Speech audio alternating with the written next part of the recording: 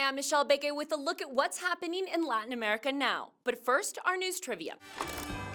Which Latin American country has participated in the most World Cup football championships after Brazil and Argentina? We'll have the answer later. Argentina's primary election results are in, and the ruling party was dealt a big blow. The center-right opposition gained the highest wins since they formed the coalition back in 2015. Preliminary results showed the center-right coalition with 40% of the nationwide vote, while the current government center-left coalition won only 30%. President Alberto Fernandez acknowledged the defeat and promised the party would learn from its mistakes. If the primaries are any indicator for the November elections, the government could lose its majority in the Senate and its largest minority position in the lower chamber of deputies. And citizens in El Salvador have started testing their new legal tender, the Bitcoin. The government has been proclaiming the advantages of making the switch to the cryptocurrency. One of them is the promise of commission-free remittances. In 2020 alone, El Salvador received nearly $6 billion in remittances. That's about 23% of the country's GDP. President Nayib Bukele estimates that money transfer services like Western Union and MoneyGram will lose some $400 million a year in commissions. This week, the world learned of the deadly toll that has resulted from defending the environment. According to data collected by the environmental and human rights organization Global Witness, in 2020 alone, 227 environmental activists were killed for their conservation work. Colombia topped that list with 65 environmentalists murdered, followed by Mexico with 30. Brazil has also seen 20 murders and Nicaragua 12, making Latin America the most dangerous region for these activists worldwide. Now let's check in with my colleague Dan Collins on the death of the leader of Peru's Shining Path. Michelle, Abimael Guzman, the founder and leader of the Shining Path, the communist insurgents who terrorized Peru in the 1980s and 90s, died on Saturday, aged 86. The former philosophy professor turned messianic leader died just a day before the anniversary of his capture 29 years ago. He'd been serving a life sentence in a maximum security prison inside a naval base.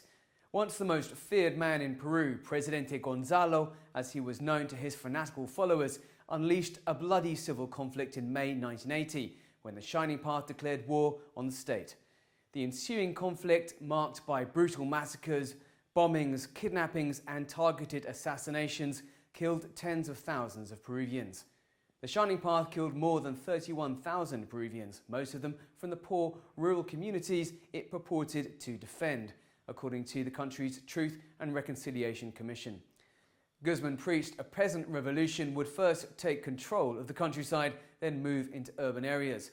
But the conflict largely ended when he was captured in a Lima safe house in 1992 and sentenced to life in prison for terrorism and other crimes. National debate centres on whether the state should cremate his body and scatter his ashes at sea, or hand it over to his widow and former number 2, who is also serving a life sentence. Okay, now let's look at what stories we're following for next week. First, Colombia's migration problems continue. Last week, 14,000 migrants were reportedly stuck in the coastal town of Necoclí, waiting for safe passage to Panama. Tens of thousands of people pass through Necoclí annually, waiting for boats to take them to Panama. But the COVID-19 pandemic has added new challenges and a bottleneck situation for those waiting to leave. The mayor of Necoclí warns that by the end of September, the migrant numbers could grow from 25 to 30,000. And second, the mayor of Ecuador's capital has been accused of misappropriation of public funds. His case will go to trial the last week of September. Mayor Jorge Yunda now wears an electronic ankle bracelet. His son Sebastian is on the run as he was charged with illegal association. Yunda was removed from office by the city council, but a judge ruled that their decision had no legal merit and reinstalled him as Quito's mayor. If convicted, Yunda could be sentenced to up to 13 years in prison. And now the answer to our news trivia. The answer was A, Mexico. The Mexican national team has qualified for 16 World Cups. The country has also hosted the tournament twice. It will be co-host again in 2026 along with the US and Canada.